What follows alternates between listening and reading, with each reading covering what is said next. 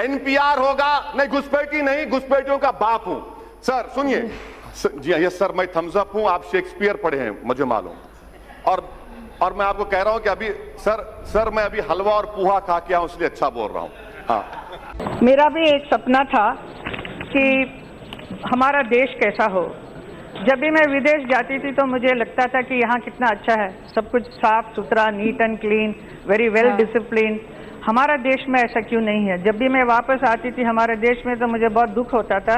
जब भरे सदन में असद सर ने हेमा मालिनी को बोला अंधी घोड़ी आंखें खोल, तो बिदक गई हेमा मालिनी जी, ऐसा टाइटल में लिखा हुआ है। मैं तो नहीं मानती कि असदुद्दीन ओवैसी जी ऐसी कोई बात कर सकते हैं, क्योंकि उन्हें कभी भी मैंने ऐसी स्वेयर वर्ड्स बोलते नहीं देखा। और यकीनन अगर आपने भी पहले असदुद्दीन ओवैसी जी को सुना है तो आप जानते हैं कि कितने तरीके से, सलीके से, तहजीब व अदब से वो पेश आते हैं। पर ये बात सच्ची है कि इस वीडियो में हेमा मालिनी जी और असदुद्दीन सर, इनकी भिड़ंत हुई है, 1-on-1 कॉन्वर्सेशन तो नहीं कहूंगी मैं, पर कटाक्ष बातें हो रही है। और हम सब जानते हैं कि लॉजिक की अगर हम बात करें तो हेमा जी थोड़ा पीछे ही हैं और असद सर काफी आगे हैं। बैरिस्टर बाबू, हे हाय हेलो नमस्ते जी, सत श्री अकाल, अस्सलाम वालेकुम। मैं निधि शर्मा इंडिया से। आज तो बातचीत के दौरान मैं सलाम नमस्ते करना ही भूल गई, उसके लिए माफ करिएगा। और मैंने ना हेमा मालिनी जी का एक वीडियो देखा था पिछले साल, जिसमें वो जनता के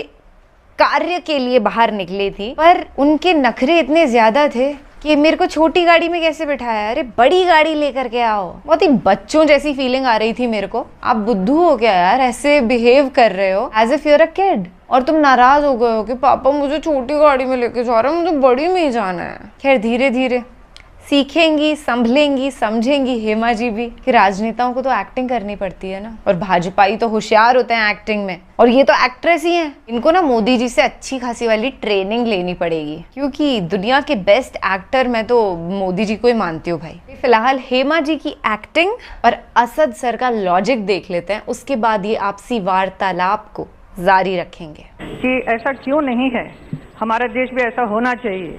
तो मुझे कहते हैं कि भले देर से हो लेकिन खुली आंखों से देखा गया सपना सच होता है, और मैं स्वयं को बहुत सौभाग्यशाली मानती हूं कि मेरे जीवन काल में मोदी जी के नेतृत्व में मैंने इन सपनों को सच होते देखा है। मैं इन सपनों को सच होते देख रही हूँ। एक नए भारत का निर्माण होते देख रही हूँ। न्यू इंडिया बनते देख रही हूँ। Amazing amazing. मोदी सरकार के वैसे अनगिनत उपलब्धियां हैं, बहुत सारे हैं, जैसे किसानों के हित में, जवानों के लिए, वेलफेयर के लिए, और शिक्षा क्षेत्र में, स्वास्थ्य में, ऐसे बहुत कुछ है। लेकिन सबसे ज्यादा बहुत ही बढ़िया और अद्भुत जो है वो विमेन एम्पावरमेंट। आज मैं कहूँगी कि हमारे देश की बहुत सारी महिलाएं, specially the young ones, are doing really very well, और कंधे से कंधे मिलाकर बहुत कुछ काम कर रही हैं। और इतना ही नहीं, हमारे भी फिल्म इंडस्ट्री में बहुत सारी महिलाएं आगे आई हैं, और बहुत सारे क्षेत्र में, जैसे डायरेक्शन हो या फिल्म स्क्रिप्ट राइटिंग हो या camera, behind the camera, all kind of thing they are able to do, which is really remarkable, and we really feel very proud to see them. And apart from that, so many doctor engineers are there, doctors are there, and scientists are there, astronomers. काम पर बहुत सारी काम कर रही है हमारी सरकार। खास तौर पर मैं जब जाती हूँ तो यमुना के शुद्धिकरण के बारे में वहाँ कहते हैं, वहाँ के साधु संत लोगों को ये पुण्य नदी जो यमुना का आचमन करना चाहते हैं, उस पानी से वो नहीं कर पाते हैं। तो उन्होंने हमेशा मेरे से कहा है कि आप सांसद तो बन गए हैं, लेकिन आप यमुना का शुद्धिकरण करना आपका ये कर्तव्य है। तो मैंने हमेशा कहा है मोदी जी से, और मुझे ये खुशी है कि इस वक्त हमारी सरकार इस पर बहुत ही ध्यान दे रही है, और बहुत सारे प्लांट्स भी लगा हुआ है पूरा मथुरा क्षेत्र में, यमुना नदी में, और काम शुरू हो गया है। महोदय, एक भारतीय होने के नाते मैं ये कहना चाहती हूँ कि वैसे तो सपने दो आंखों से देखे जाते हैं, लेकिन न्यू इंडिया का ये सपना दो आंखों से नहीं बल्कि पूरे 125 करोड़ भारतीयों के आंखों से देखा जा रहा है। और हम सबको मिलकर मोदी जी के नेतृत्व में इस सपने को पूरा करके दिखाना है, और बता देना है सारी दुनिया को कि भारत किसी से पीछे नहीं, भारत किसी से कम नहीं, भारत को आंख दिखाए अब किसी में दम नहीं। धन्यवाद। वाह, सर, क्या मौजूदा acting। वतन अजीज के जो माहौल है, जो पुराशुभ दौर है, उस पर किसी एक शायर ने बड़ा खूब कहा। उसमें पहले मिसरे में तरमीम करके कहना चाहूंगा प्लीज कि हुक्मरान हो गए बहरे और अंधे लोग, हुक्मरान हो गए बहरे और अंधे लोग, खाक में मिल गए नगीने लोग, हर मुहिब्बे वतन जलील हुआ, वाह, रात का फासला तवील हुआ, आमिरों के गीत जो गाते रहे वही नामोदाद पाते रहे, रहजनों ने रहजनी की थी, रहबरों ने भी क्या कमी की थी। जनाब चेयरमैन साहब, सदर जमहूरिया के खुतबे में खारिजा पॉलिसी के बारे में कहा गया कि नेबरहुड फर्स्ट। इसकी नाकामी का अंदाजा इस बात से लगाया जा सकता है सर कि नेपाल एक मुल्क है जो हमारे बहुत करीबी ताल्लुकात हमारे भारत से रहे हैं।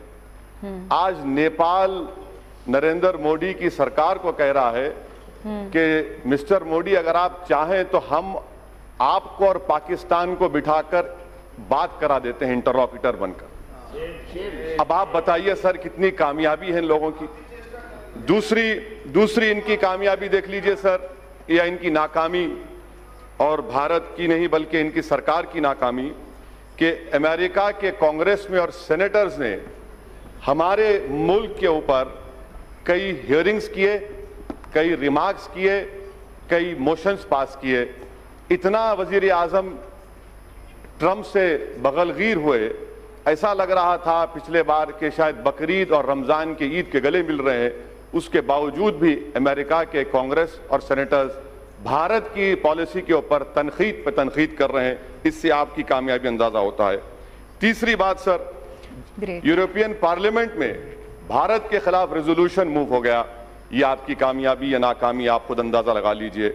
सर, कश्मीर की पॉलिसी, बड़ा अफसोस होता है सर, और मैं समझता हूं कि इस ऐवान की तौहीन भी हुकूमत कर रही है कि गोरी चमड़ी के डिप्लोमेट्स को लेकर कश्मीर को लेकर जाते हैं, मगर भारत के अवाम ने जिसको मुंतखब किया उनको नहीं ले जाते। आखिर क्यों डरते हैं आप इन डिप्लोमेट से, इन फॉरेन कंट्रीज से?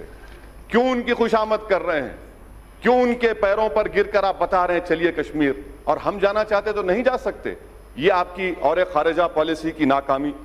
सर, और एक मिसाल दे रहा हूं सर, एफएटीएफ में जापान जो हमारा मुल्क दोस्त रहा, उसने पाकिस्तान के हक में वोट दे दिया, अमेरिका दे दिया। अब पाकिस्तान पे से एफएटीएफ खत्म हो जाएगा, वो ग्रे लिस्ट से निकल जाएंगे। ये इनकी खारिजा पॉलिसी रही सर।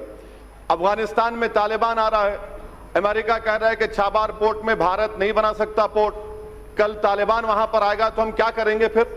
आपके पास इसका कोई अंदाजा नहीं है। अच्छा सर, अब आप आ जाइए, हज सब्सिडी को निकाला गया था, 700 करोड़ की सब्सिडी निकाले। मैंने खुद कहा था, कहां गए वो पैसे? 700 करोड़ में आपने कितने मुस्लिम महिलाओं के लिए स्कूल खोले? 0, 0। और आज आप कहती हैं कि स्कॉलरशिप। सर, हर साल मैम डिमांड कर रहे हैं कि माइनॉरिटीज के लिए, अक़लियतों के लिए डिमांड ड्रिवन स्कॉलरशिप करिए, आप नहीं करते। और नहीं करने की वजह से हर साल कम से कम 20 लाख मुस्लिम लड़के और लड़कियां स्कॉलरशिप से महरूम होती हैं। अच्छा सर, आप देख लीजिए, जो पैसे दिए गए थे 2018 और 19 में, उसमें से आपने 170 करोड़ रुपए खत्म दिए ही नहीं। 19-20 में आपने नवंबर तक सिर्फ 27% पैसे रिलीज किए, और फिर आप बड़ी बड़ी बातें करते। हुनर हट का जिक्र सदर जमहूरिया ने किया, इसमें भी झूठ सर। झूठ का अंदाजा लगाइए कि खुद गवर्नमेंट का, मैंने आरटीआई एप्लीकेशन डाला जिसमें कहा गया कि 2018-19 में खाली 12,000 के करीब आर्टिजन्स को, 1,227 आर्टिजन्स को हुनर हट में ट्रेनिंग दी गई। आप कहते हैं हजारों, ये आरटीआई की एप्लीकेशन है। सर, तीसरी जो अहम बात मैं आपके सामने जिक्र करना चाह रहा था कि theory of separation of powers, ये हमारे हर जमहूरियत के लिए बुनियाद होती है, मगर 5.5 साल में तो थ्योरी ऑफ सेपरेशन पावर्स की धज्जियां नहीं बल्कि उसको निस्तो नाबूद कर दिया गया। कोई चीज आजाद नहीं है आज। थ्योरी ऑफ सेपरेशन पावर्स खत्म होकर सेंट्रलाइजेशन ऑफ पावर्स बन चुका है। यहां पर एक ही शख्स के हाथ में पूरा पावर आ चुका है।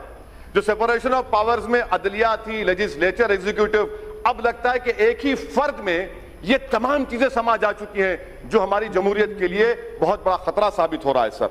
चौथी बात सर जिसका जिक्र मैं आपके सामने करना चाह रहा हूं कि सरकार बार बार कहती है कि और सिटीजन अमेंडमेंट एक्ट, सर इस पार्लियामेंट की तारीख में यह पहला कानून बनाया गया जिसमें मजहब का नाम लेकर हिंदू, मुसलमान, बौद्ध, ईसाई, पारसी, कभी 70 साल में इस तरह का कोई कानून नहीं बना इस पार्लियामेंट में।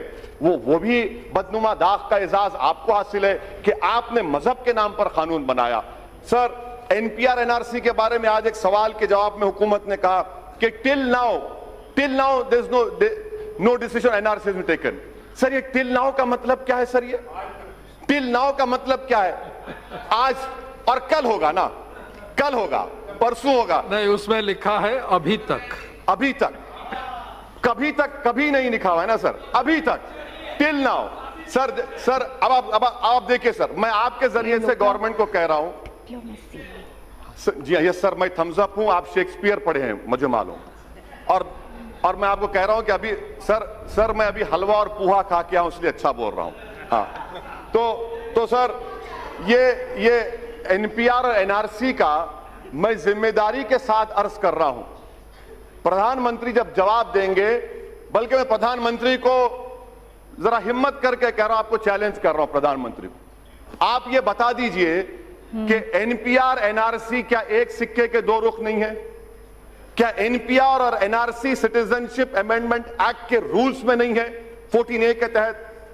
अगर एनपीआर होगा तो एनआरसी होगा, इसीलिए आपने 3,900 करोड़ रुपए एनपीआर को दिए। और एनपीआर, सर सुन लीजिए, एनपीआर के सर इन तमाम से पूछिए कि 2003 के रूल्स में कितने मर्तबा नेशनल पॉपुलेशन रजिस्टर लिखा गया है, कितने मर्तबा national register of Indian citizen लिखा गया है, इनको पता ही नहीं है। सर मैं आपके सामने कह रहा हूं कि एनपीआर होगा तो एनआरसी होगा, क्योंकि सेंसस अलग है, सेंसस अलग है, एनपीआर अलग है। आप एनपीआर जब करेंगे और उसमें 8 सवालात क्यों डाल रहे हैं आप, नए सवालात, क्या एनआरसी नहीं करेंगे? अच्छा ये और एक चार्ज, ये जवाब दे प्रधानमंत्री। दूसरी बात सुनिए, दूसरी बात, आप बोलना चाह रहे तो मैं बैठ जाऊं, आप बोलिए ना सर। सिटीजनशिप अमेंडमेंट, प्रधानमंत्री कहते हैं ये नागरिकता देता लेता नहीं है, ये देता भी और लेता भी है। उसकी मिसाल क्या है? आसाम। क्या आसाम में 5 लाख मुसलमान के नाम नहीं आए, वो बंगाली जबान बोलते? आसाम में 5 लाख बंगाली जबान बोले हिंदू हैं, आप बंगाली हिंदू को सिटीजनशिप देना चाहते हैं, आसाम के 5 लाख मुसलमानों को नहीं देना चाहते? गलत है। क्या आसाम के असेंबली में आपने नहीं कहा, आपकी सरकार ने? सिटीजन अमेंडमेंट एक्ट ये है, एनपीआर होगा नहीं, घुसपैठी नहीं, घुसपैठियों का बाप हूं। सर सुनिए, एनपीआर होगा तो एनआरसी होगा। आसाम में जो घुसपैठी हैं, आसाम में जो घुसपैठी हैं, मुसलमान घुसपैठी हैं, बंगाली हिंदू नहीं है। सर मैं खत्म कर रहा हूं 2 मिनट में सर। ये तो एनपीआर एनआरसी में कोई फर्क नहीं है सर, एनपीआर एनआरसी एक ही है सर। एनपीआर होगा तो एनआरसी होगा। प्रधानमंत्री बता दें कि आसाम के 5 लाख बंगाली हिंदुओं को सिटीजनशिप नहीं मिलेगी CAA के तहत। सर आखिर में सर मैं आपको बताना चाहूंगा कि ये जो मुल्क में जो माहौल है, प्रधानमंत्री और गवर्नमेंट कह रही है क्यों हो रहा है एहतजाज? प्रधानमंत्री ने खुद कहा था कि मैं मुस्लिम महिलाओं का भाई हूं। आज मुस्लिम महिला उनके खिलाफ खड़ी है तो भाई को नाराजगी क्यों हो रही है, एहतजाज क्यों हो रहा है? सर ये जो लड़ाई है ना सर, ये हमारे वजूद और बका की लड़ाई है। अगर हम इसमें नाकाम हो जाते हैं तो हम खत्म हो जाएंगे। इसीलिए हम कह रहे हैं कि आप कैटेगोरिकली खड़े रहिए और खड़े रहकर कहिए मौजूदा वतन में जो माहौल है सर, ऐसा माहौल है कि 1933 का जर्मनी का माहौल है, 1938 का जर्मनी का माहौल है, 1948 का 38 का मुसोलिनी का माहौल है। आज हर जगह पर अब सिर्फ बाकी क्या रह गया मालूम सर? बाकी हिटलर ने भी इन्हें सेंसस किया था, उसके बाद यहूदियों को गैस का चैम्बर में डाल दिया। मुसलो ने भी 1938 में सेंसस किया था, उसके बाद पूरी जायदाद रोमा और यहूदियों की छीन ली। अब वही हाल यहां पर होने वाला है मुसलमानों के साथ, वही हाल होने वाला है सर, वही हाल करने वाले हैं। इनका मकसद ही वही है, इनका मकसद मैं खत्म कर रहा हूं सर, मैं खत्म कर रहा हूं सर। और दिल्ली में क्या हो रहा है? इतने पावरफुल होम मिनिस्टर हैं, 3-3 गोलियां चलती हैं, ये लॉ एंड ऑर्डर है आपका? कैपिटल ऑफ द कंट्री में, सर कैपिटल, सर खत्म करो, एक minute last. Capital of the country में 3-3 गोलियां चलती हैं। गोली मारो देश के गद्दारों को, मारो मुझे, कहां मारते, मारो, बताओ, मारो मुझे, हिम्मत है तुमको, मारो मुझे, मैं मरने तैयार हूं। सर ये बुज़दिल हैं, ये संविधान को खत्म करना चाहते हैं, भारत को हिटलर और मुसलिनी का मुल्क बनाना चाहते हैं, इसलिए मैं इसकी मुखालिफत करता हूं। Sir thank you sir. बात असदुद्दीन ओवैसी सर ने इन इलेक्शन से पहले कही थी कि मुसलमानों का बुरा हाल होगा, पर अब नहीं होगा, क्योंकि आपने देखा कि कैसे इंडिया गठबंधन भी पावर में है। मोदी जी की कोई पूर्ण बहुमत वाली सरकार थोड़े ही है, वो तो 2 बैसाखियों से पहुंचे हैं। अगर वो दोनों भी इंडिया अलायंस के साथ हो जाते तो भाजपा पावर में आ ही ना पाती, मोदी जी प्रधानमंत्री थोड़े ही होते। तो जब ये हाल मोदी जी का अभी है, पार्लियामेंट में आए दिन उनको राहुल गांधी जी ऐसे खरी खोटी सुना देते हैं, क्योंकि उन्होंने गलत किया ना हमारे देश के साथ, देश की बेटियों के साथ, पहलवान बेटियों के साथ, मणिपुर की महिलाओं के साथ, और भी अभी गिनाने पे आए तो ये लिस्ट बहुत लंबी चलने वाली है। अमित शाह जी ने जब सिटीजनशिप अमेंडमेंट एक्ट, उसकी एक अलग ही लहर चली थी ना, उस समय पे अमित शाह जी का एक तड़कता भड़कता हुआ बयान आता है कि हम सब हिंदुओं को या बौद्ध लोगों को, जैनियों को सिटीजनशिप देंगे, पर उसमें मुस्लिमों का कहीं नाम नहीं था, उनको घुसपैठिया कहा जा रहा था। और अभी भी स्पीच के दौरान घुसपैठिया कह दिया। तो असद सर ने भी जवाब 1 नंबर दिया कि घुसपैठियों का बाप हूं मैं। अरे भाई, आप सोचिए कि भारत देश के 2 सगे बेटे हिंदू मुसलमान, इनको कोई सेपरेट करने की कोशिश कर रहा है। ये बीज बोया था ब्रिटिशर्स ने और पनपा रही है बीजेपी। पौधा बन गया है ये, पर इसे पेड़ नहीं बनने देंगे हम। और हेमा मालिनी जी क्या एक्टिंग करती है यहाँ पे, तो बड़ा अच्छा स्पीच देके गई कि किसानों के लिए भी बहुत कुछ किया है, एजुकेशन में भी बहुत कुछ किया है। अबे बहुत कुछ क्या होता है, आप आंकड़े बताइए, कभी इनको पता ही नहीं होंगे आंकड़े। सही में इनसे इंटरव्यू में एक एंकर ने पूछ लिया था कि आप बताइए क्या विकास हुआ है।